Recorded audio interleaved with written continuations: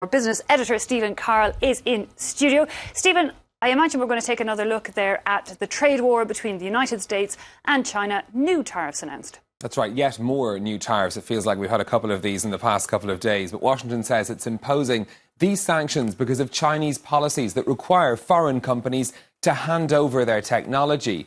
But it is the latest escalation in a tit-for-tat trade dispute between the world's two largest economies. The US is planning to impose a 25% levy on some 1,300 Chinese products. Now, that won't come into force immediately. There will be public consultations until May. China's Commerce Ministry though, has condemned the move, warning that it was preparing equal measures in retaliation. Yuka Roya reports. Has Donald Trump opened a Pandora's box? The list announced by the US Trade Representative is long, targeting some 1,300 Chinese products ranging from home appliances, industrial robots, car parts and medicines. $50 billion worth of goods could be subjected to a 25% additional tariff. Chinese officials were quick to respond. The action by the United States recklessly disregards the mutually beneficial and win-win nature of China-US ties over the past 4 decades. It serves neither China's nor the US's interest.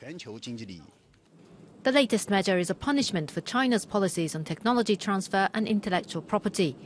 The US Trade Representative says the practices of the Chinese government, like forcing firms to share tech secrets in exchange for market access, are unreasonable and discriminatory.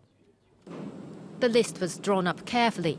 The US targeted things like machine parts and medicines that would not immediately impact US consumers while damaging China's exports. But critics warn that Americans will end up being hurt with higher prices. US firms and consumers have until mid-May to lobby for particular products to be removed from or added to the list.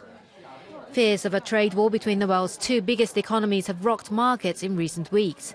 Last month, Washington's new tariffs on steel and aluminium went into effect, but with so many other countries being exempt, it looked as if the measure specifically targeted China.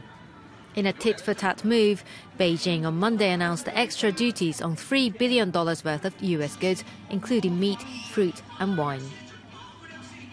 Well, as we were hearing there, trade has been a big issue for the markets. Let's see how they're reacting in trading today. Reasonably calm open to the start of the day in Europe. London's FTSE 100 just dipping into negative territory. The Frankfurt DAX flat and just some small gains on the CAC 40 in Paris. So no great reaction there. Let's take a look at what was happening in trading in Asia. The Nikkei in Tokyo finishing the day just up 0.1%. These markets had been trading up earlier, so we are seeing as the day goes on a little bit of a change across Shanghai and Hong Kong as well. The Kospi sold down by over 1%. That's down to Samsung Electronics shares. They're down over 2.5% in Seoul, dragging down the whole market there, as we can see.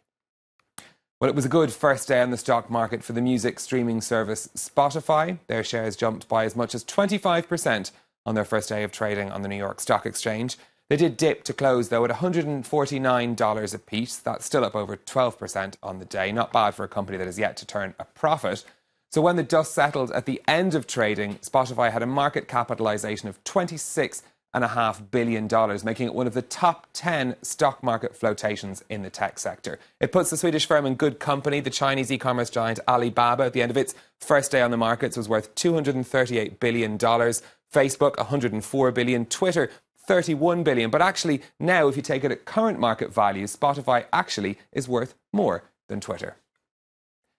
Moving on, Facebook has announced more accounts belonging to the Russian troll farm that used the social network to try to influence the US election will be shut down.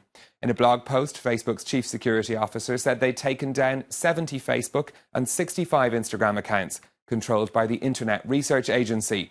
The Russian group's online activities are being examined by Robert Mueller, the special counsel looking into the Kremlin meddling in the 2016 election.